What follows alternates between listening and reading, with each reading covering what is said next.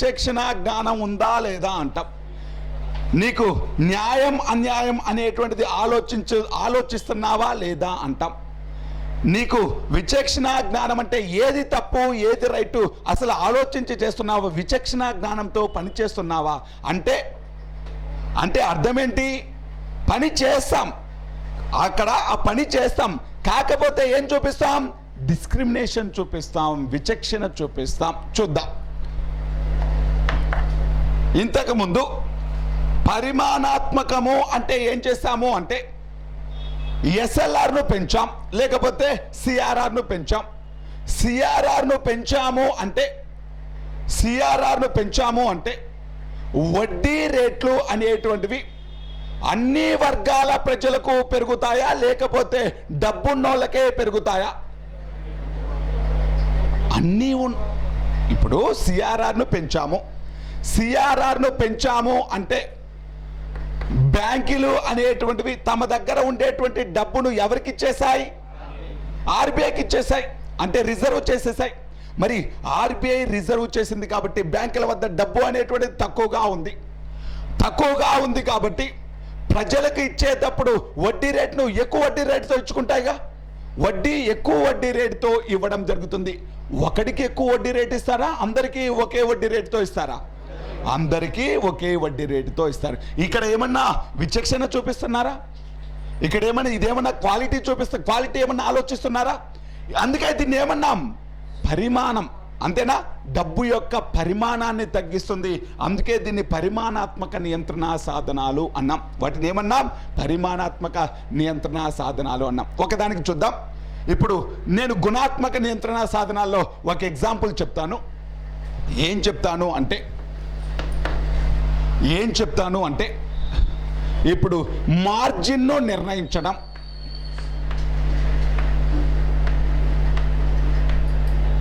మార్జిన్ను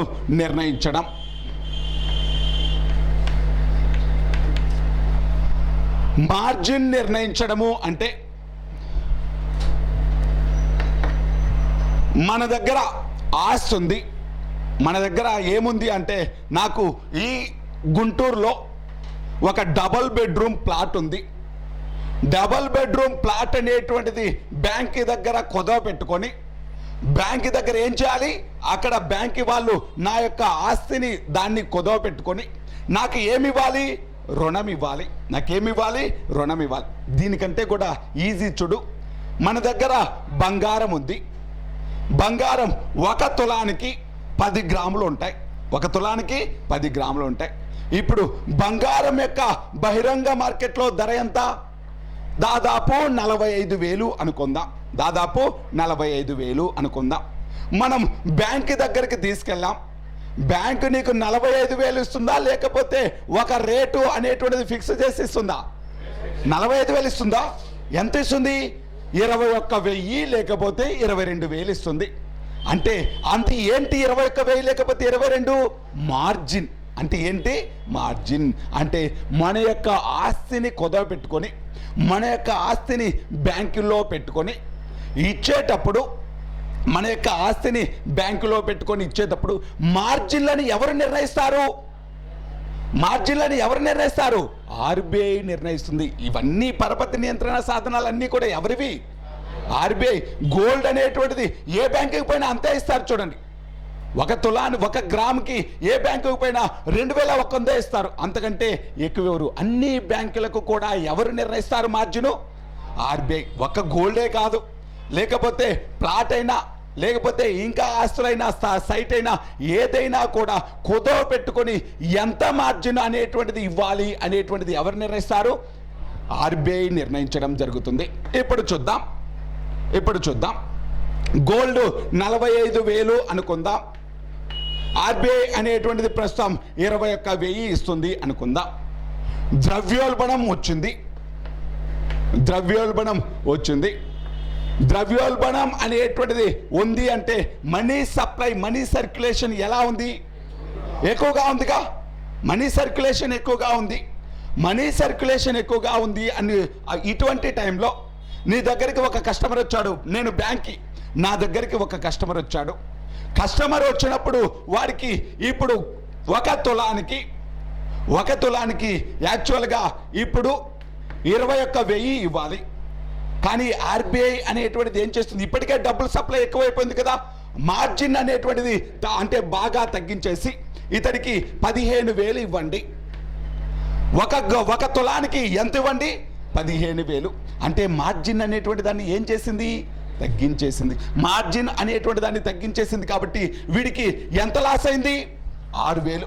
money supply తగ్గిందా లేదా, money supply తగ్గింది కాబట్టి ఆటోమేటిక్గా ద్రవ్యోల్బణ కాలంలో మార్జిన్ ఏం చేస్తుంది, తగ్గిస్తుంది. మార్జిన్ అనేటువంటి దాన్ని తగ్గించడం జరుగుతుంది.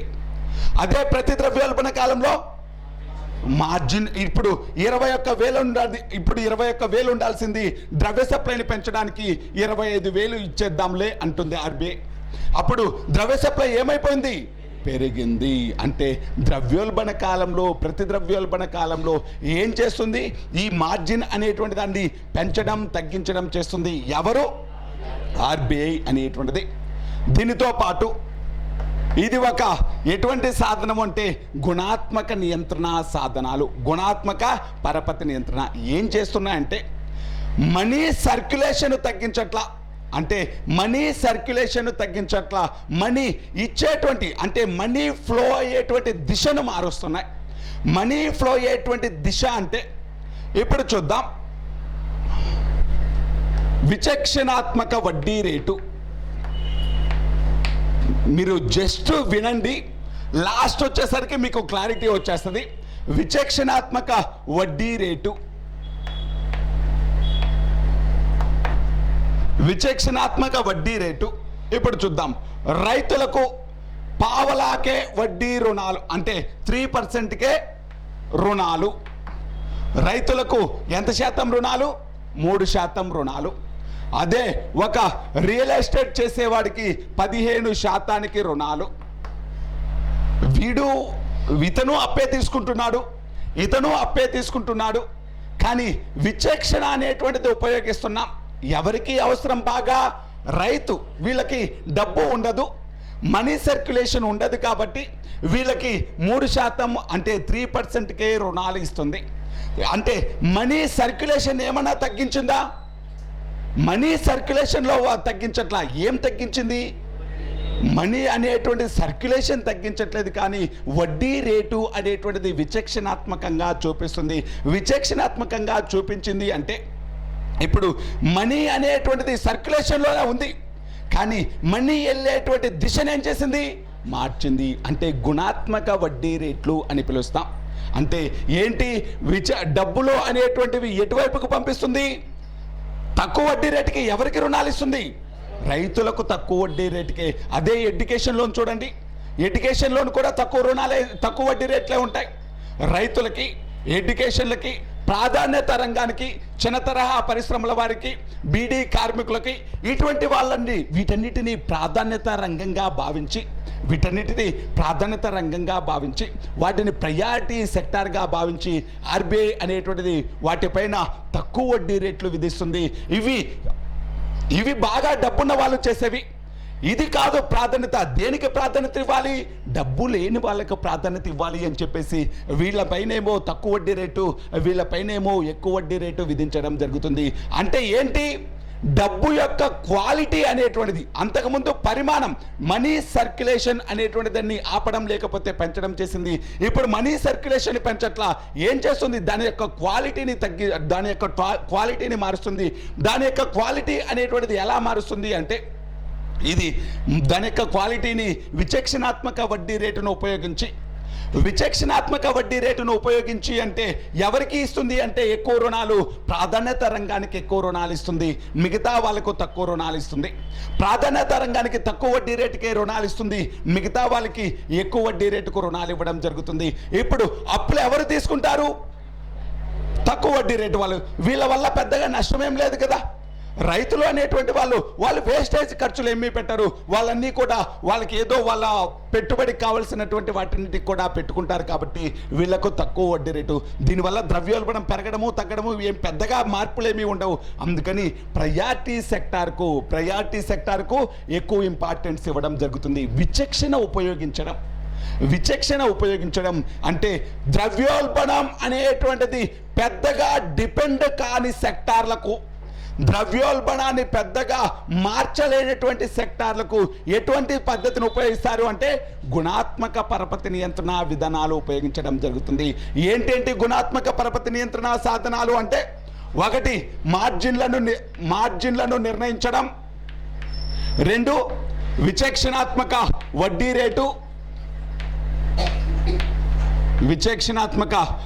రేటు, మూడు ఏంటి అంటే పరపతి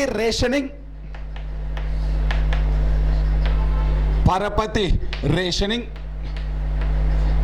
నాలుగోది నైతిక ఉద్బోధన,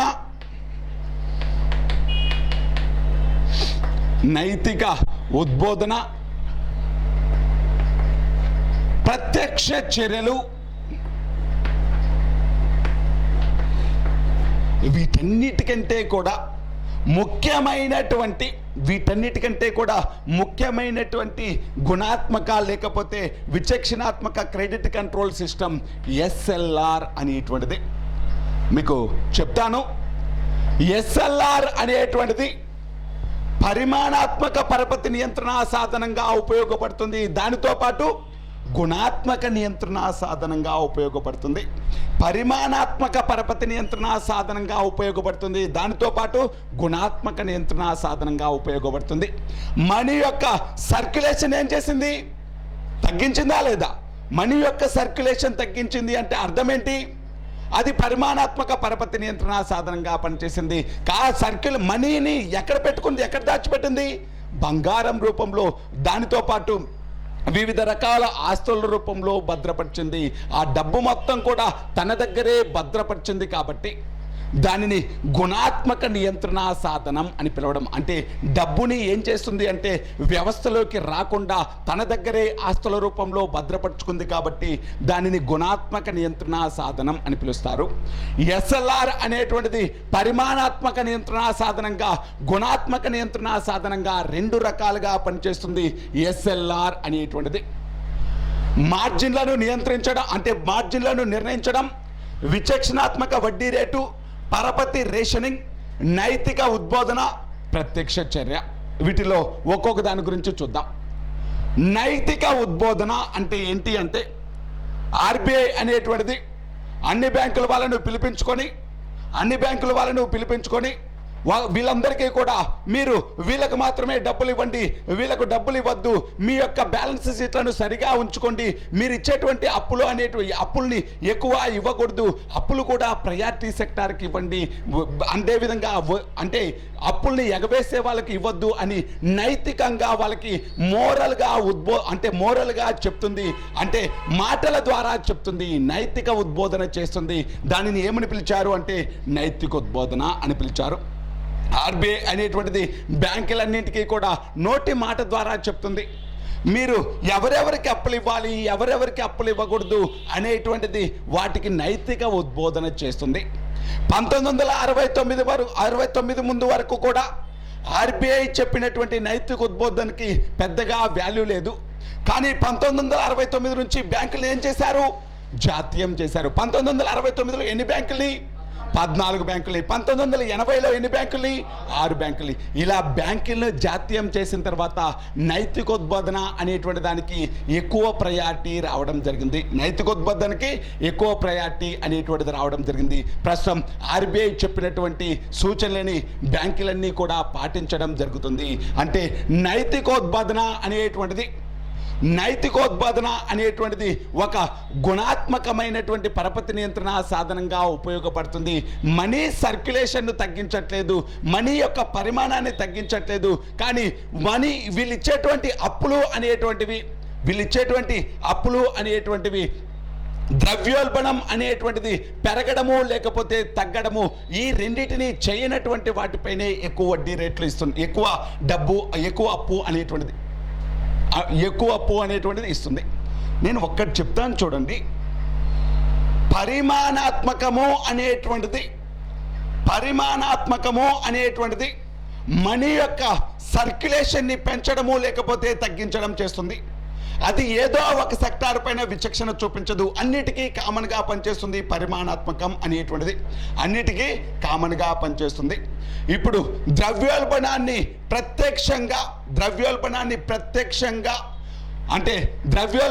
ప్రత్యక్షంగా తగ్గించడము లేకపోతే పెంచడం అనేటువంటిది ఆ పరిమాణాత్మక నియంత్రణ సాధనాలపైన ఆధారపడి ఉంటుంది. కానీ ఇక్కడ గుణాత్మక నియంత్రణ సాధనాలు అనేటువంటివి ద్రవ్యోల్బణాన్ని పెద్దగా ప్రభావితం చేయలేవు. అంటే ఈ గుణాత్మక నియంత్రణ సాధనాలు ఎందుకోసం వాడుతారు అంటే, గుణాత్మక నియంత్రణ సాధనాలు అనేటువంటివి అవి క్వాలిటీ, అంటే అప్పులు ఇవ్వడం కూడా మనీ సర్క్యులేషన్ను తగ్గించడం పెంచడం కాదు ఇక్కడ చేసేది. ఏం చేస్తుంది అంటే మనీ అప్పిచ్చేటువంటి క్వాలిటీని తగ్గించేస్తుంది. అంటే క్వాలిటీ అంటే ఎవరికి అప్పులు ఇస్తే, ఎవరికి డబ్బులు ఇస్తే ద్రవ్యోల్బణం పెద్దగా మారదు, ఎవరికి అప్పులు ఇస్తే ద్రవ్యోల్బణం అనేటువంటిది మారదు, ఎవరికి డబ్బు అనేటువంటిది అవసరం ఉంది. ఇప్పుడు రైతులకి, లేకపోతే చిన్న తరహా పరిశ్రమలకి, లేకపోతే చిన్న చిన్న పనులు చేసుకునే వాళ్ళకి వీళ్ళకి అప్పిచ్చింది అనుకో, ఏమవుతుంది? వీళ్ళు అనేటువంటి వాళ్ళు వేస్ట్ ఖర్చులు ఏం పెట్టారుగా, వీళ్ళందరూ కూడా వాళ్ళ యొక్క ఖర్చులు అంటే వాళ్ళ అవసరం మేరకు ఖర్చు పెట్టుకుంటారు. కాబట్టి వీళ్ళకి ఇచ్చినటువంటి డబ్బు వల్ల పెద్దగా నష్టం అంటే ద్రవ్యోల్బణం పెరగడం కానీ తగ్గడం కానీ జరుగుతుందా? ద్రవ్యోల్బణం పెరగడం కానీ తగ్గడం కానీ జరగట్లేదు. కాబట్టి ఇటువంటి వాళ్ళకు ఎక్కువ రుణాలు ఇవ్వాలి. అంతేగాని వేస్ట్ ఖర్చులు పెట్టే వాళ్ళకి, అంటే రియల్ ఎస్టేట్ చేసేటువంటి వాళ్ళకి, లేకపోతే ఇంకా పెద్ద పెద్ద బిజినెస్లు చేసేటువంటి వాళ్ళకి, లేకపోతే ఒకటి కంటే ఎక్కువ అంటే 1, 4, 1, 2, 3 ఇలా ఎక్కువ ఇల్లు కట్టుకునేటువంటి వాళ్ళకి, అటువంటి వాళ్ళకు ఎక్కువ రుణాలు ఇవ్వకుండా ప్రయారిటీ సెక్టార్కు ఎక్కువ రుణాలు ఇవ్వాలి అని చెప్పేసి నియంత్రించేటువంటి సాధనాలే గుణాత్మక నియంత్రణ సాధనాలు, లేకపోతే విచక్షణాత్మక నియంత్రణ సాధనాలు. గుణాత్మకము అంటే మనీ ఇచ్చేటువంటి, అంటే వడ్డీకి ఇచ్చేటువంటి డబ్బు యొక్క గుణము అని ఆధారంగా చేసుకుంటుంది. మీకు అర్థమవుతుందా నేను చెప్పింది? అర్థమవుతుందా లేదా? మళ్ళీ ఒకసారి చెప్పమంటారా? చూద్దాం. పరిమాణము అంటే చూడండి, 1000 రూపాయలు ఇస్తుంది. ఈ 1000 రూపాయలని సిఆర్ఆర్ అనేటువంటిది పరిమాణాత్మక నియంత్రణ సాధనం. కాబట్టి ఇప్పుడు సిఆర్ఆర్ అనేటువంటిది 20% ఉంది అనుకున్నాం. నేను జస్ట్ ఫర్ సపోజ్ చెప్తున్నాను. 20% ఉంది అంటే బ్యాంకులు అనేటువంటివి ఎంత మాత్రమే డబ్బులు ఇచ్చేసాయి? 800. అంటే డబ్బు యొక్క పరిమాణాన్ని ఏం చేసింది? తగ్గించింది. ఎంత తగ్గించింది? 200 రూపాయలు తగ్గించింది. అంటే అందుకే దాన్ని ఏమని పిలిచాను? పరిమాణాత్మక నియంత్రణ సాధనాలు. డబ్బు యొక్క క్వాంటిటీ తగ్గిపోయిందిగా, డబ్బు యొక్క క్వాంటిటీ తగ్గిపోయింది కాబట్టి దాన్ని పరిమాణాత్మక నియంత్రణ సాధనాలు అన్నాం. ఇప్పుడు చూద్దాం. 1000 రూపాయలు ఉంది. 1000 రూపాయలు అనేటువంటి దానిని ఆర్బీఐ ఏం చెప్పింది అంటే, 1000 రూపాయలు అనేటువంటి దాన్ని నువ్వు దీనిలో ఎక్కువ డబ్బుని ప్రయారిటీ సెక్టార్కి, అంటే వీళ్ళకి ఇవ్వడం వల్ల ద్రవ్యోల్బణం పెద్దగా మారదు, అంటే పెద్దగా పెరగదు తగ్గదు, వాళ్ళకి ఇవ్వడం వల్ల పెద్దగా నష్టమేమి లేదు, వాళ్ళకి ఎక్కువ ఇవ్వండి అంది. కానీ సిఆర్ఆర్ అనేటువంటి దాన్ని అంతకుముందులాగే, అంటే అంతకుముందు 5% ఉంది అనుకుందా, అంతకుముందులాగే 5% ఉంది. అంతకుముందులాగే 5% ఉంది అంటే ఇక్కడ చూడండి ఎంత మారిపోతుంది. 5% అంటే 50 రూపాయలు, 950 రూపాయలు. ఇప్పుడు క్వాంటిటీని ఇది సిఆర్ఆర్ నార్మల్గా ఎప్పుడు ఎంతో కొంత ఉంటుంది. సిఆర్ఆర్ ఫస్ట్ 5% ఉంది, 5% నుంచి ఎంత పెట్టింది అనుకుందాం? 20%. అంటే 950 ఇవ్వాల్సింది ఎంత మాత్రమే ఇచ్చింది?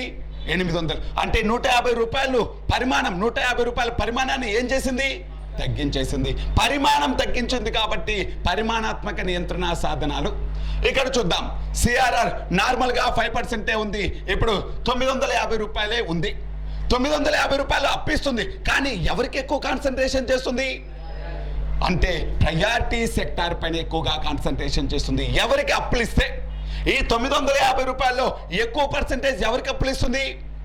ఎవరికి అప్పులు ఇస్తుంది అంటే ఎవరికి ఆ డబ్బు ఇస్తే ఎవరికి ఆ డబ్బు అనేటువంటిది డిస్ట్రిబ్యూట్ చేస్తే ద్రవ్యోల్బణం పెరగదు, లేకపోతే ద్రవ్యోల్బణం తగ్గకుండా కాన్స్టాంట్గా ఉంటుందో, ఎవరి వల్ల అయితే ద్రవ్యోల్బణానికి పెద్దగా పెరగడము తగ్గడము జరగదో వాళ్ళకి అప్పిస్తుంది. అంటే మనీ యొక్క పరిమాణాన్ని ఏమన్నా తగ్గించిందా? కానీ ఏం తగ్గించింది? దాని యొక్క క్వాలిటీని తగ్గించింది. అంటే క్వాలిటీని మార్చింది. క్వాలిటీ అనేటువంటిది ఎవరికి దాని యొక్క గుణాన్ని మార్చింది. పరిమాణం మార్చల, గుణాన్ని మార్చింది. గుణము అంటే ఇచ్చేటువంటి వాళ్ళకి. ఆర్బీఐ అంతకుముందు బ్యాంకులు అనేటువంటివి ఎవరికి ఇచ్చుకుంటాయి? వాళ్ళకు ఎక్కువగా, అంటే పెద్ద పెద్ద పారిశ్రామికవేత్తలకి, బాగా డబ్బున్న వాళ్ళకి ఎక్కువ వడ్డీలు ఇస్తాయి. మనకు సామాన్య రైతులు లేకపోతే ఎవరైనా కామన్ పీపుల్ వెళ్తే వెంటనే వాడు రియాక్ట్ అవుతాడా? రియాక్ట్ అవ్వడం అసలు. మనల్ని వెళ్తే ఒక వారం 10 రోజులు కూడా తిప్పించుకుంటాడు. కానీ ఇప్పుడు చూడండి, ఇప్పుడు మనము ప్రయారిటీ సెక్టార్కు ఎక్కువ డబ్బులు ఇవ్వండి అని ఆర్బీఐ చెప్పింది అనుకో, అప్పుడు చచ్చినట్టు బ్యాంకు వాడు ఏం చేయాలి? ప్రయారిటీ సెక్టార్కి ఇస్తే వ్యవసాయదారుడికి, లేకపోతే చిన్న చిన్న పనులు చేసుకునే వాళ్ళకి ఇస్తే వాళ్ళ వల్ల పెద్దగా నష్టమేమీ లేదు కదా. వస్తువు యొక్క డిమాండ్లు బాగా పెరగడము లేకపోతే బాగా తగ్గడం ఏం జరగదు. అంటే ద్రవ్యోల్బణం పెద్దగా మార్పు చెందదు. అటువంటి వాళ్ళకి అంటే క్రెడిట్ ఇచ్చేటువంటి క్వాలిటీని మార్చండి. క్రెడిట్ యొక్క గుణాన్ని మార్చేటువంటి సాధనాలనే ఏమని పిలుస్తారు? గుణాత్మక నియంత్రణ సాధనాలు అని పిలుస్తాం. డబ్బు యొక్క పరిమాణాన్ని తగ్గిస్తే పరిమాణాత్మక నియంత్రణ సాధనాలు, డబ్బు యొక్క గుణాన్ని మారిస్తే గుణాత్మక నియంత్రణ సాధనాలు అంటాం. ఇప్పుడు మనీ యొక్క ఫ్లోను తగ్గిస్తుంది ఇక్కడ, అంతేనా? మనీ యొక్క ఫ్లోను తగ్గిస్తుంది. ఇక్కడ మనీ యొక్క ఫ్లోను తగ్గించట్ల, మనీ ఫ్లో అయ్యేటువంటి దిశను మారుస్తుంది. అర్థమవుతుందా? మనీ ఫ్లోను తగ్గించట్ల, మనీ ఫ్లో అయ్యేటువంటి దిశను మారుస్తుంది. అందుకే వీటిని ఏమని పిలిచారు? గుణాత్మక పరపతి నియంత్రణ సాధనాలు, విచక్షణాత్మక పరపతి నియంత్రణ సాధనాలు అని పిలుస్తున్నారు. అర్థమైందా? విచక్షణాత్మక పరపతి నియంత్రణ సాధనాలు ఏంటివేంటివి అవి? మార్జిన్లను నిర్ణయించడం.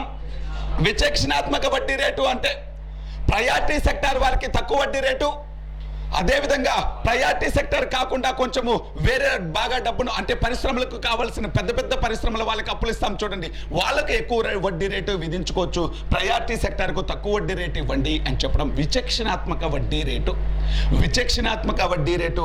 పరపతి రేషనింగ్ అంటే, పరపతి అంటే ఏమని చెప్పాను? క్రెడిట్ అని చెప్పానా? పరపతి అంటే అప్పు అని చెప్పానా? పరపతి అంటే అప్పు, క్రెడిట్.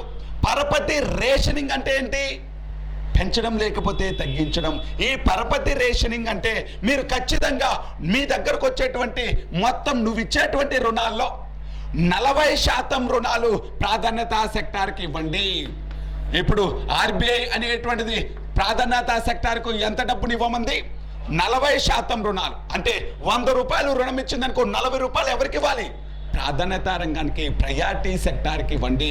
ఈ ప్రయారిటీ సెక్టార్కి 40% రుణాలు ఇవ్వండి. అంటే తను ఇచ్చేటువంటి అప్పుని ఏం చేస్తుంది? రేషనింగ్ చేస్తుంది. రేషనింగ్ చేస్తుంది అంటే నిర్ణయిస్తుంది ఎవరికి ఎంత ఇవ్వాలి అనేటువంటిది నిర్ణయించడం జరుగుతుంది. ఆర్బీఐ ప్రస్తుతం బ్యాంకులు ఇచ్చేటువంటి డబ్బుల్లో ఎంత శాతం ప్రాధాన్యత సెక్టార్కి ఇవ్వమంది? 40% ప్రాధాన్యత సెక్టార్కి ఇవ్వమంది. అంటే మొత్తం 100 రూపాయలు వాడికే ఇచ్చాడనుకో, ద్రవ్యోల్బణం ఏమైపోతుంది? బాగా పెరుగుతుంది. అందుకని డబ్బు యొక్క క్వాలిటీని ఏం చేసింది? మార్చింది. 100 రూపాయలు 40 రూపాయలు ఎవరికి ఇచ్చింది? వీడికి 40 రూపాయలు ఇవ్వడం వల్ల పెద్దగా వచ్చిన నష్టమేమీ లేదు. అందుకని వీళ్ళకి ఎక్కువ ఇవ్వండి, 40% ప్రాధాన్యత సెక్టార్కి ఇవ్వండి అని చెప్పింది. ప్రస్తుతం బ్యాంకులు అనేటువంటివి ప్రాధాన్యత సెక్టార్కు ఎంత శాతం రుణాలు ఇవ్వాలి? 40% రుణాలు ఇవ్వాలి. ఎంత ఇవ్వాలి?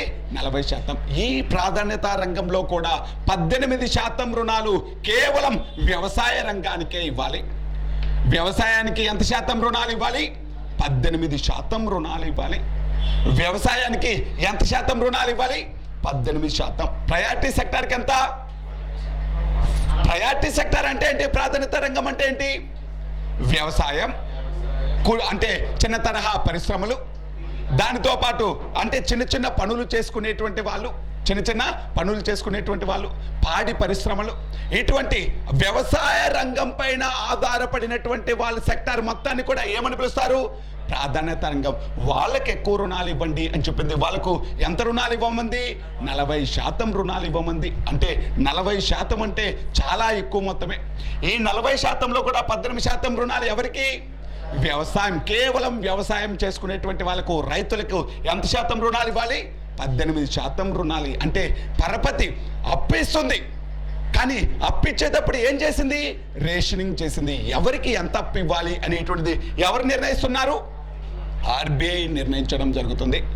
నైతిక ఉద్బోధన అంటే బ్యాంకులకి మోరల్గా ఒక మాట చెప్తుంది, మీరు ఎవరికంటే వాళ్ళకు అప్పులు ఇవ్వద్దు, మీ యొక్క అప్పులు అనేటువంటి మీరిచ్చేటువంటి అప్పులు అనేటువంటివి చాలా, అంటే ఎవరైతే బాగా ఇస్తారో మళ్ళీ మీకు రీపే అనేటువంటిది చేస్తారో, ఎవరైతే మంచి కస్టమర్లు ఉంటారో వాళ్ళకే అప్పులు ఇవ్వండి అని చెప్పి ఏం చేస్తుంది? అప్పు యొక్క పరిమాణాన్ని తగ్గించట్లా, ఏం చేస్తుంది? బాగా నీకు రీపే చేసే వాళ్ళకి ఇవ్వమని చెప్తుంది. అంటే దీని నైతిక ఉద్బోధన. ఇంతకుముందు చూడండి, సిఆర్ఆర్ ఎస్ఎల్ఆర్ అనేటువంటిది ఒక వ్యక్తి కోసం కాదు, అది టోటల్ ప్రజల కోసం, అంతేనా? సిఆర్ఆర్ తగ్గింది అంటే టోటల్ అందరికీ తగ్గినట్టేనా? ఎస్ఎల్ఆర్ అంటే అందరి కోసమేనా? రిపో రేట్ అంటే అందరి కోసమేనా? కానీ ఇక్కడ చూడండి, అప్పు ఇవ్వమంటుంది, కానీ ఎవరికి ఇవ్వమంటుంది? మళ్ళీ కట్టేవాడికే ఇవ్వు అంటుంది, మళ్ళీ కట్టి ఇవ్వు. ఇక్కడ చూడండి, పరపతి రేషనింగ్ అంటే పరపతి ఇవ్వు, కానీ 40% ఎవరికి ఇవ్వు? ప్రాధాన్యత రంగానికి ఇవ్వండి, 40% ప్రాధాన్యత. ఇక్కడ చూడండి, విచక్షణాత్మక వడ్డీ రేటు, అప్పులు ఇవ్వండి, కాకపోతే వడ్డీ రేటు అనేటువంటిది కొంచెము, అంటే చదువుకునేటువంటి వాళ్ళకి, వ్యవసాయం చేసే వాళ్ళకి, కొన్ని సెక్టార్లు ఉంటాయి, వాళ్ళకు మాత్రం తక్కువ వడ్డీ రేటుకి ఇవ్వండి అని చెప్పి విచక్షణాత్మక వడ్డీ రేటును ఉపయోగిస్తుంది. సరే, ఇలా అన్ని రకాల కార్యక్రమాలు ఇవన్నీ కూడా ఎటువంటివి? ఎస్ఎల్ఆర్ ఒకటి, మార్జిన్ నిర్ణయించడం, విచక్షణాత్మక వడ్డీ రేటు, పరపతి రేషనింగ్, నైతిక ఉద్బోధన, ఇవన్నీ కూడా దేనికి సంబంధించినవి? గుణాత్మక పరపతి నియంత్రణ సాధనాలు, విచక్షణాత్మక పరపతి నియంత్రణ సాధనాలు. గుణాత్మక పరపతి నియంత్రణ సాధనాలు లేకపోతే విచక్షణాత్మక పరపతి నియంత్రణ సాధనాలు. ఇవన్నీ పాటించింది, ఇవన్నీ చేసింది, ఇవన్నీ చేసినా ఉపయోగం లేదు అనుకో, బ్యాంకు ఈ ఆర్బీఐ మాట వినలేదు అనుకో, అప్పుడు ఏం చేస్తుంది? ప్రత్యక్ష చర్యలు. అంటే ఏం చేస్తుంది అంటే ఆర్బీఐ అనేటువంటిది ప్రత్యక్ష చర్యలు అంటే ఏంటి అంటే, ఏ బ్యాంక్ అయితే ఈ ఆర్బీఐ చెప్పినటువంటి అంటే కండిషన్స్ను ఫాలో చేయలేదో, ఆర్బీఐ యొక్క రూల్స్కి ఎగెనిస్ట్గా పనిచేస్తుందో, ఆ బ్యాంక్ అనేటువంటిది ఏ బ్యాంక్ అయితే ఇంకా క్రైసిస్ని ఎదుర్కోవటానికి సిద్ధంగా ఉందో, క్రైసిస్ వస్తుంది ఆ బ్యాంకులో అనుకుందో, ఏ బ్యాంక్ అయితే అసలు ఇంకా ప్రజల యొక్క డిపాజిట్దారుల యొక్క డిపాజిట్లన్నీ కోల్పోయేటువంటి స్టేజ్లో ఉందో, అప్పుడు ఎవరు కలగజేసుకుంటారు? ఆర్బీఐ కలగజేసుకుంటారు. ఈ బ్యాంకుని కంట్రోల్ చేయాలంటే ఏం చేస్తుంది అంటే, ఒక వాణిజ్య బ్యాంకు అనేటువంటిది కొత్తగా ఒక బ్రాంచ్ని ఏర్పాటు చేయాలి అంటే ఎవరి పర్మిషన్ ఉండాలి? ఆర్బీఐ పర్మిషన్ ఉండాలి. కొత్తగా ఒక బ్రాంచ్ని ఏర్పాటు చేయాలంటే ఎవరి పర్మిషన్ ఉండాలి? ఆర్బీఐ. ఇప్పుడు ఆర్బీఐ మాట బ్యాంక్ లేదుగా, అందుకని ఆర్బీఐ ఏం చేస్తుంది? నువ్వు బ్రాంచ్ ఏర్పాటు చేయడానికి వీల్లేదు అని ఆ బ్రాంచ్ ఏర్పాటు చేయడానికి ఏం చేస్తుంది? కంట్రోల్ చేస్తుంది, ఆపివేస్తుంది. దానితో పాటు ఈ బ్యాంకులు అనేటువంటివి ఎప్పుడూ కూడా తమ దగ్గర డబ్బులు ఉండవుగా, కొంచెం అప్పు తెచ్చుకుంటూ ఉంటుందిగా ఆర్బీఐ వద్ద. ఇప్పుడు ఏ బ్యాంక్ అయితే ఆర్బీఐ యొక్క రూల్స్ను పాటించలేదో, అది వెళ్ళి అయ్యా నాకు అప్పు ఇవ్వండి అంటే అప్పుడు ఆర్బీఐ ఇస్తుంది అప్పు, అంటే అప్పులు ఇవ్వడం ఆపేస్తుంది. దానితో పాటు కొత్తగా బ్రాంచీలు ఏర్పాటు చేయడానికి, శాఖలు ఏర్పాటు చేయడానికి అనుమతి ఇవ్వదు. ఇంకా తప్పదు, ఇప్పటికీ ఇంకా లైన్లోకి రాలేదనుకో, ఆ బ్యాంకుని తీసుకెళ్ళి ఇంకొక బ్యాంకులో మెర్జ్ చేయడం జరుగుతుంది, అంటే ప్రత్యక్ష చర్యకు పాల్గొంటుంది. ఎప్పుడు? ఇవన్నీ ఫెయిల్ అయినప్పుడు. ఇవన్నీ కూడా ఫెయిల్ అయినప్పుడు ఆ బ్యాంక్ అనేటువంటిది ఎప్పుడైతే క్రైసిస్లో ఉందో అప్పుడు ఏం చేస్తుంది అంటే, ముందుగా దాన్ని దారిలోకి తెచ్చుకోవడానికి ఫస్ట్ బ్రాంచీలు, అంటే కొత్త బ్రాంచీలు ఏర్పాటు చేయడానికి అనుమతి ఇవ్వదు, లేకపోతే ఇంకా దానికి అప్పులు ఇవ్వదు. అప్పటికే ఇంకా మాట లేదు, ఇంకా తప్పనిసరి పరిస్థితుల్లో ఆ బ్యాంకుని ఏం చేస్తుంది?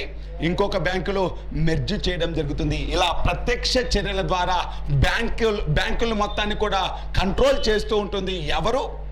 ఆర్బీఐ అనేటువంటిది ప్రత్యక్ష చర్యల ద్వారా బ్యాంకుల్ని కంట్రోల్ చేస్తుంటుంది. ఎవరు అంటే ఆర్బీఐ అనేటువంటిది.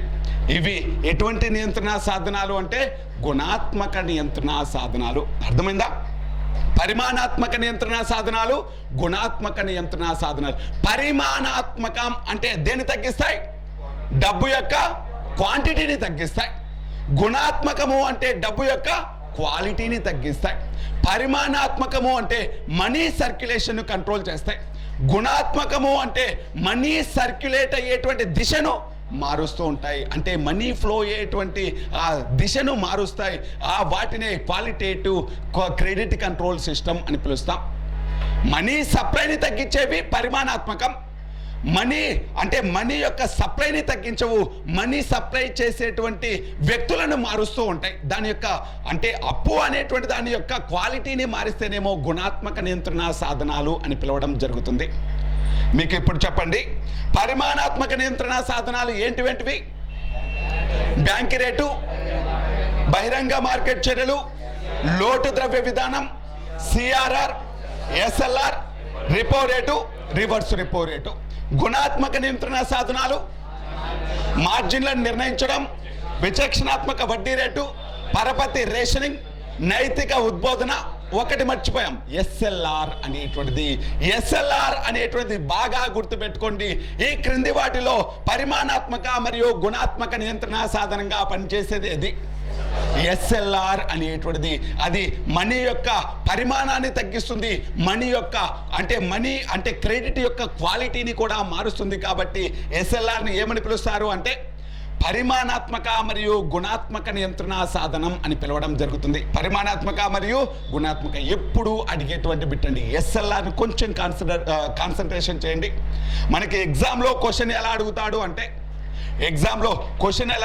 అంటే డైరెక్ట్గా డెఫినేషన్లు నేర్చుకోవాలి మనం. సిఆర్ఆర్, రివర్స్ రిపో రేటు లేకపోతే దాని తర్వాత ఉండేటువంటి అంటే వీటితో పాటు బ్యాంక్ రేట్ అంటే ఏంటి, దాంతోపాటు లోటు ద్రవ్యం అంటే ఏంటి, బహిరంగ ఈ డెఫినేషన్లతో పాటు ఏది పరిమాణాత్మకం ఏది గుణాత్మకం తెలిస్తే చాలు. మనకు డెఫినేషన్ వస్తే ఆటోమేటిక్గా పరిమాణాత్మకం ఏదో గుణాత్మకం ఏదో తెలిసిపోతుంది. పరిమాణాత్మకం మరియు గుణాత్మకంగా పనిచేసేది ఏంటి? ఎస్ఎల్ఆర్ అంటే డబ్బు అనేటువంటిది తన దగ్గరే భద్రపరుచుకుంటుంది. డబ్బు ఏ రూపంలో భద్రపరుచుకుంటుంది? ఏ రూపంలో? అది తన దగ్గర నగదు రూపంలో కానీ, ఇతర బ్యాంకుల దగ్గర డిపాజిట్ల రూపంలో కానీ, బంగారం రూపంలో అంటే ఆ లోహాల రూపంలో బంగారం రూపంలో కానీ, లేకపోతే విదేశీ మారక నిల్వల రూపంలో కానీ భద్రపరుచుకుంటుంది. ఇలా భద్రపరచడాన్ని ఏమని పిలుస్తారు? ఎస్ఎల్ఆర్ ఎవరి దగ్గర భద్రపరచుకోవాలి? బ్యాంకుల వద్ద తమ దగ్గరే భద్రపరచుకోవాలి. సిఆర్ఆర్ ఎవరి దగ్గర డిపాజిట్ చేయాలి? ఆర్బీఐ వద్ద డిపాజిట్ చేయాలి. ఇప్పుడు క్లియరింగ్ హౌస్ అనేటువంటి పేరు విన్నారా? క్లియరెన్స్ హౌస్ లేకపోతే క్లియరింగ్ హౌస్ అంటే ఏంటి అంటే అంతే, చెక్కుల గురించి ఇప్పుడు చూద్దాం. క్లియరింగ్ హౌస్ అంటే ఏంటో చూద్దాం. ఇప్పుడు ఆర్బీఐ అనేటువంటిది క్లియరింగ్ హౌస్ లాగా పనిచేస్తుంది. ఆర్బీఐ అనేటువంటిది క్లియరింగ్ హౌస్ లాగా పనిచేస్తుంది. మనము ఒక బ్యాంక్ దగ్గరికి వెళ్ళి ఏ బ్యాంకునై చెక్ అయినా వేయచ్చా, లేకపోతే అదే బ్యాంక్ చెక్ వేయచ్చా? ఏ బ్యాంక్ చెక్ అయినా వేయచ్చు. కానీ మన యొక్క ఆ చెక్కులో డబ్బులు ఎవరిస్తున్నారు మనకప్పుడు? యాక్చువల్గా నీకు అకౌంట్ ఇప్పుడు ఎస్బీఐ, నీ అకౌంట్ ఎక్కడుంది అంటే ఎస్బీఐలో ఉంది. నీ యొక్క అకౌంట్ ఎక్కడుంది అంటే ఎస్బీఐలో ఉంది. నీకు ఒక అకౌంట్ అంటే నీకు డబ్బులు ఇవ్వాల్సిన వాడు 2 లక్షల రూపాయల చెక్కుని ఏ బ్యాంకుది ఇచ్చాడు అంటే 2 లక్షల రూపాయల చెక్కుని ఆంధ్ర బ్యాంకులో ఇచ్చాడు. ఆంధ్ర బ్యాంకు చెక్ ఇచ్చాడు. ఈ ఆంధ్ర బ్యాంకులో ఉండేటువంటి చెక్కులో 2 లక్షల రూపాయలు ఇచ్చాడు. నువ్వు ఆంధ్ర బ్యాంకుకి వెళ్ళావు. ఆంధ్ర బ్యాంకుకి వెళ్ళి ఈ చెక్కు 2 లక్షల రూపాయల చెక్ ఇచ్చాడు. ఈ 2 లక్షల రూపాయల చెక్కు అంటే వాడిది ఆంధ్ర బ్యాంకులో అకౌంట్ ఉంది. ఆంధ్ర బ్యాంకులో ఉండేటువంటి 2 లక్షల రూపాయల చెక్ ఇచ్చాడు. కానీ నీకు ఎక్కడ అకౌంట్ ఉంది? ఎస్బీఐలో ఉంది. ఇప్పుడు 2 లక్షల రూపాయల చెక్కు అనేటువంటి దాన్ని నువ్వు ఆంధ్ర బ్యాంకుకి వెళ్ళావు. ఆంధ్ర బ్యాంకుకి వెళ్ళి 2 లక్షల రూపాయల చెక్ వేసుకున్నావు. 2 లక్షల రూపాయలు నీ దానికి ట్రాన్స్ఫర్ కొట్టాడు. దీంట్లో ఏమైనా అంటే ఏమైనా వేరే కన్ఫ్యూజన్ కానీ ఏమైనా ఉందా?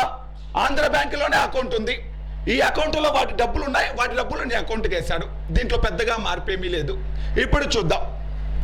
నీకు 2 లక్షల రూపాయల చెక్ ఇచ్చాడు. ఈ 2 లక్షల రూపాయల చెక్కు అనేటువంటిది ఆంధ్ర బ్యాంకు చెక్కు. దీన్ని నువ్వు ఎక్కడ వేసుకున్నావు? ఎస్బీఐలో వేసావు. ఎస్బీఐ వాడు డబ్బులు ఇస్తాడా? ఇవ్వడా? డబ్బులు ఇస్తాడు. డబ్బులు మరి నీకు చెక్ ఆంధ్ర బ్యాంక్ పడుతుంది కదా, మరి ఎస్బీఐకి ఎక్కడి నుంచి వస్తాయి? ఎస్బీఐ ఎక్కడి నుంచి వస్తాయి అంటే అది ఆర్బీఐ వద్ద నుంచి తీసుకుంటుంది. ఆర్బీఐకి ఎక్కడి నుంచి వస్తాయి? ప్రతి బ్యాంక్ డిపాజిట్, ప్రతి బ్యాంక్ యొక్క అకౌంట్ ఎవరి దగ్గర ఉంది? ఆర్బీఐ వద్ద ఉందిగా. ప్రతి బ్యాంకు కూడా ఒక అకౌంట్ని ఎవరి దగ్గర ఓపెన్ చేసింది? ఆర్బీఐ వద్ద ఓపెన్ చేసింది. అంటే అన్ని బ్యాంకుల యొక్క అకౌంట్లు ఎవరి దగ్గర ఉన్నాయి? ఆర్బీఐ. ఆ అకౌంట్లో నుంచి అంటే ఈ ఆంధ్ర బ్యాంక్ అకౌంట్లో నుంచి 2 లక్షలు ఎవరి అకౌంట్కి వేసేసింది? ఎస్బీఐ అకౌంట్కి వేసింది. అంటే క్లియరెన్స్ చెక్కుని క్లియర్ చేస్తుందా లేదా? చెక్కుని ఇలా క్లియరెన్స్ హౌస్ లాగా పనిచేసేది ఎవరు? ఆర్బీఐ అనేటువంటిది. చూడండి, మళ్ళీ ఒకసారి చూడండి. చెక్కులు అనేటువంటివి ఒక బ్యాంక్ చెక్కును వేరే బ్యాంకులో కూడా వేసుకోవచ్చు. అలా వేరే బ్యాంకులో వేసినప్పుడు మనకు డబ్బు అనేటువంటిది క్రెడిట్ అవ్వడం జరుగుతుంది.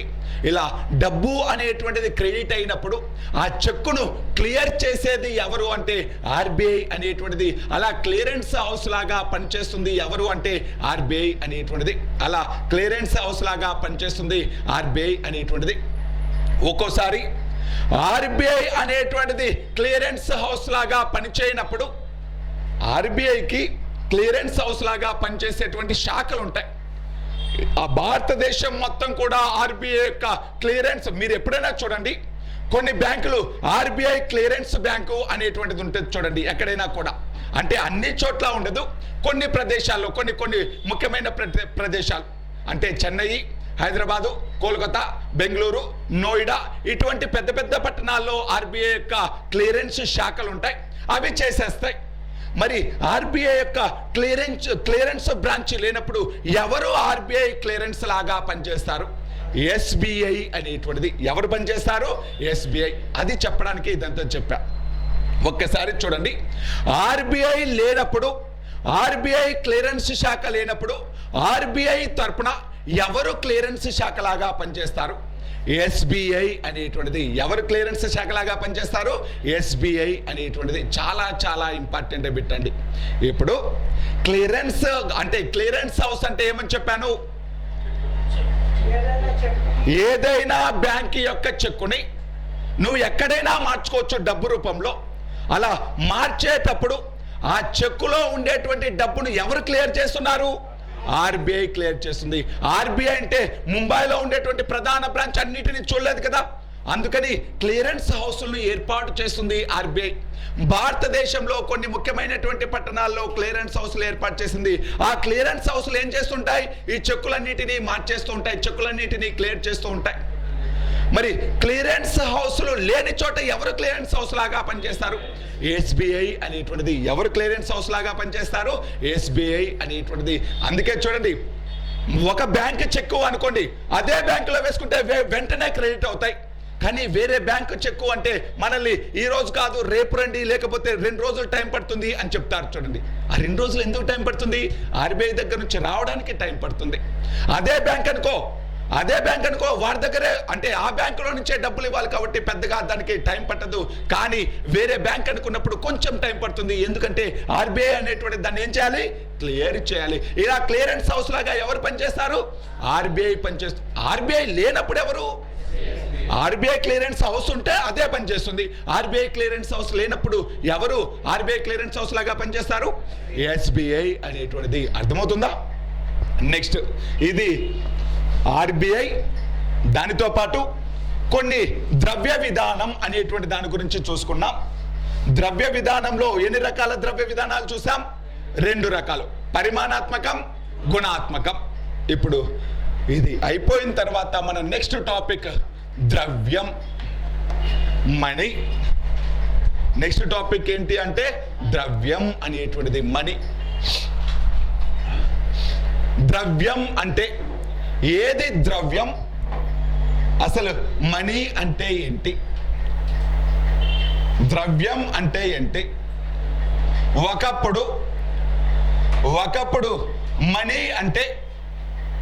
ఒకప్పుడు మనీ అంటే ఏనుగు దంతాలు కావచ్చు, పొగాకు కావచ్చు, లేకపోతే ధాన్యం కావచ్చు, అంటే వస్తువులు మనీ ఒకప్పుడు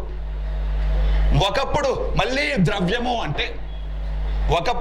ద్రవ్యము అంటే దాన్ని అంటే కాయిన్స్, అంటే అవి పంచమార్కుడు కాయిన్స్, లేకపోతే సిల్వర్ కాయిన్స్, లేకపోతే గోల్డ్ కాయిన్స్, నాణాలు ద్రవ్యం.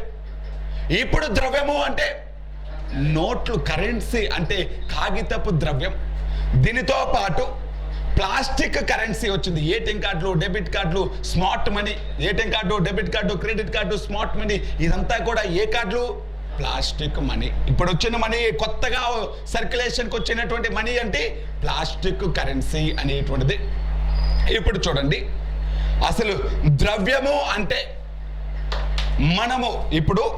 ద్రవ్యము అంటే నేను ఇచ్చినప్పుడు నువ్వు దాన్ని తీసుకోవడానికి అంగీకరిస్తే అదేమవుతుంది? ద్రవ్యం అవుతుంది. నేను ఇచ్చినప్పుడు నువ్వు తీసుకోవడానికి అంగీకరిస్తే ఏమవుతుంది? ద్రవ్యం అవుతుంది. మనం చూడండి, ఆర్బీఐ అనేటువంటిది చెప్పింది కాబట్టి ఒక ఎర్ర నోట్ ఇచ్చి దాన్ని 2000 అంటే ఏం చేస్తున్నారు? అందరం నమ్ముతున్నాం. అంటే అర్థం ఏంటి? నేను నువ్వు ఇద్దరం యాక్సెప్ట్ చేస్తున్నాం. ఇద్దరము యాక్సెప్ట్ చేసినాం కాబట్టి అది ఏమైంది? ద్రవ్యమైంది. ఇద్దరము యాక్సెప్ట్ చేసినాం కాబట్టి ఏమైంది? వినిమయ మాధ్యమంగా పనిచేసింది. వినిమయ మాధ్యమం అంటే ఏంటి? ఎక్స్చేంజర్ లాగా పనిచేసింది. ఎలా పనిచేసింది? ఎక్స్చేంజర్ లాగా పనిచేసింది. ద్రవ్యము అంటే అదేదో పెద్ద ఏమీ కాదండి. నువ్వు నేను అంగీకరిస్తే అదే ద్రవ్యం. నువ్వు డబ్బు రూపంలో అంగీకరించావు అనుకో, అది ద్రవ్యం. లేదు, నువ్వు ఏదైనా ఇద్దరి మధ్య డబ్బులు ఎందుకు లేబ్బా, నీ దగ్గర ఆ వస్తువు ఉంది కదా, అది ఇచ్చేయన్నా అనుకో, ద్రవ్యం బదులు ఏది ద్రవ్యం చేసే పని చేసింది? ఆ వస్తువు పనిచేసింది. కాబట్టి వస్తువు ఏమైపోయింది? ద్రవ్యం అయిపోయింది. అంటే అర్థం ఏంటి అంటే, ద్రవ్యము అనేటువంటిది, డబ్బు అనేటువంటిది ఒక వినిమయ సాధనంగా పనిచేయాలి, విలువల కొలమానంలాగా పనిచేయాలి, సంపద నిల్వ సాధనంగా పనిచేయాలి. విలువల కొలమానం అంటే ఏంటి? విలువల కొలమానం అంటే ఇప్పుడు ఒక వస్తువు, లేకపోతే ఒక బస్తా వడ్లు ఒక బస్తా వరి గింజలు ఉన్నాయి, వరి ధాన్యం ఉంది. అదేవిధంగా ఒక బస్తా జొన్నలు అనేటువంటివి ఉన్నాయి. ఒక బస్తా యొక్క వాల్యూ అనేటువంటిది 1100 అనుకుందాం. ఒక బస్తా జొన్నల యొక్క వాల్యూ 2000 అనుకుందాం.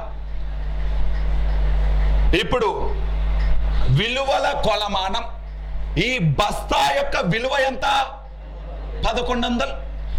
ఈ బస్తా యొక్క విలువ ఎంత అంటే విలువను కొలిసిందా లేదా? వీటి యొక్క విలువను కొలిసిందా లేదా? అంటే ద్రవ్యము అనేటువంటిది ఏం చెయ్యాలి అంటే, ద్రవ్యము అంటే వినిమయ సాధనంగా పనిచేయాలి. అంటే ఒక చోటు నుంచి మరో చోటుకి వెళ్తూ ఉండాలి. అందరూ యాక్సెప్టెన్స్ చేయాలి. ఒక చోటు నుంచి మరో చోటుకి అందరూ యాక్సెప్ట్. నా నుంచి నీకెళ్తుంది, నీ నుంచి ఇంకొకటికి వెళ్తుంది, ఇంకొకటికి. అందరూ కూడా వినిమయం చేసుకోవడానికి అంగీకరిస్తే అది ఏమంటాం? దానిని ద్రవ్యము అంటాం. అదేవిధంగా ద్రవ్యం ఎలా పనిచేయాలి? విలువల కొలమానంలాగా పనిచేయాలి. విలువల కొలమానంలాగా. ఇంకొకటి ఏంటి అంటే సంపద నిల్వ సాధనంలాగా పనిచేయాలి. ఎలా పనిచేయాలి అంటే సంపద నిల్వ సాధనంలాగా పనిచేయాలి. అంటే ఏంటి? ఈ డబ్బు అనేటువంటి దాన్ని, ఈ ద్రవ్యము అనేటువంటి దాన్ని ఎన్ని రోజులైనా కూడా నిల్వ ఉంచుకునేలాగా చేయాలి. ఎన్ని రోజులైనా కూడా నిల్వ ఉండేలాగా చూడాలి. ఇటువంటి దానినే ద్రవ్యము అని పిలవడం జరుగుతుంది. ఒకప్పుడు ప్రపంచంలో దేనిని ద్రవ్యంలాగా ఉపయోగించే వాళ్ళు అంటే, ఒకప్పుడు ఏ పద్ధతిని ఉపయోగించే వాళ్ళు అంటే వస్తు మార్పిడి పద్ధతి అనేటువంటి దాన్ని ఉపయోగించారు. వస్తు మార్పిడి పద్ధతి అంటే బార్టర్ సిస్టమ్. ఏ పద్ధతి అంటే బార్టర్ సిస్టమ్. ఒకప్పుడు వస్తు మార్పిడి పద్ధతి అనేటువంటి దాన్ని ఉపయోగించారు. వస్తు మార్పిడి పద్ధతి అంటే అప్పట్లో కరెన్సీ లేదు కాబట్టి వస్తు మార్పిడి, నా దగ్గర 1 కేజీ జొన్నలు ఉన్నాయి, ఇతని దగ్గర 1 కేజీ రాగులు ఉన్నాయి, నాకు ఇప్పుడు 1/2 కేజీ రాగులు కావాలి, అందుకని నా దగ్గర ఉండేటువంటి 1/2 కేజీ జొన్నల్ని వీడికిచ్చి వీడి దగ్గర ఉండేటువంటి 1/2 కేజీ రాగుల్ని నేను తెచ్చుకున్నాను. అంటే ఏది మార్పిడి జరిగింది? వస్తువుల యొక్క మార్పిడి జరిగింది. అలా జరిగేటువంటి సిస్టాన్ని ఏమని పిలిచారు? వస్తు మార్పిడి పద్ధతి. దీనినే బార్టర్ సిస్టమ్ అని పిలిచారు. ప్రాచీన కాలంలో కరెన్సీ లేదు కాబట్టి, ప్రాచీన కాలంలో నాణ్యాలు, దాంతోపాటు కాగిత అంటే కరెన్సీ లేదు కాబట్టి ప్రాచీన కాలంలో ఏ సిస్టమ్ను ఉపయోగించారు? వస్తు మార్పిడి పద్ధతిని ఉపయోగించారు. వస్తు మార్పిడి పద్ధతిని ఏమని పిలిచారు? బార్టర్ సిస్టమ్ అని పిలిచారు. ఇప్పుడు నా దగ్గర 1 లీటర్ పెరుగుంది, నా దగ్గర 1 లీటర్ పెరుగుంది, ఇతని దగ్గర 1 కేజీ నెయ్యి ఉంది. చూద్దాం ఈ రెండిట్లో ఏది వాల్యూ? ఇది 600 అనుకుంటే ఇది ఎంత? 1 లీటర్ అంటే 60 రూపాయలు అనుకుందా. కానీ నాకు అవసరం ఇప్పుడు, నేనేం చేస్తాను? నా దగ్గర ఉండేటువంటి 1/2 కేజీ పెరుగుని వీడికిచ్చి వీడి దగ్గర ఉండేటువంటి 1/2 కేజీ నెయ్యిని ఇలా తెచ్చుకుంటాను. అప్పట్లో డబ్బు లేదు కాబట్టి ఇంకా వాడికి వేరే ఆప్షన్ లేదు, వీడికి అవసరం, అందుకని వీడేం చేశాడు? 1/2 కేజీ. అంటే ఇక్కడ చూడండి, ఇక్కడ వస్తు మార్పిడి పద్ధతి వల్ల లోపాలు ఉన్నాయా లేవా? వస్తు మార్పిడి పద్ధతి వల్ల విలువను నిర్ణయించగలుగుతున్నామా? నిర్ణయించలేకపోతున్నాం. వస్తు మార్పిడి పద్ధతి వల్ల విలువను నిర్ణయించలేకపోతున్నాం. దానితో పాటు ఈ వస్తువుని నిల్వ ఉంచుకోగలమా? సంవత్సరాలు పెరుగును నిల్వ 1 రోజు ఉంచుకుంటాం, నెయ్యిని ఎన్ని రోజులు ఉంచుకుంటాం? మహా అంటే 1 నెల 2 నెలలు ఉంచుకుంటాం. కానీ సంవత్సరాలు ఉంచుకుంటున్నామా? అంటే నిల్వ సాధనంగా పనిచేస్తుందా? పనిచేయట్లేదు, నిల్వ సాధనంగా పనిచేయట్లేదు. దీనితో పాటు రేటుని నిర్ణయించడం కష్టంగా, రేటు అంటే విలువల సాధనంగా పనిచేయట్లేదు. దీంటే ఒక్కసారి మళ్ళీ చెప్తాను చూడండి. ద్రవ్యము అనేటువంటి టాపిక్ ఏంటి అంటే ప్రాచీన కాలంలో వస్తు మార్పిడి పద్ధతి అనేటువంటి దాన్ని ఉపయోగించడం జరిగింది. వస్తు మార్పిడి పద్ధతిలో వస్తువులని డబ్బులాగా ఉపయోగించారు, ధనంలాగా ఉపయోగించారు. కానీ వస్తు మార్పిడి పద్ధతిలో అనేక లోపాలు ఉన్నాయి. వస్తు మార్పిడి పద్ధతిలో ఎటువంటి లోపాలు ఉన్నాయంటే వస్తు మార్పిడి పద్ధతిలో విలువల కొలమానానికి సంబంధించి లోపాలు ఉన్నాయి. విలువల కొలమానానికి సంబంధించి లోపాలు ఉన్నాయి. అదేవిధంగా వస్తువులని ఎక్కువ కాలం నిల్వ ఉంచుకోలేము.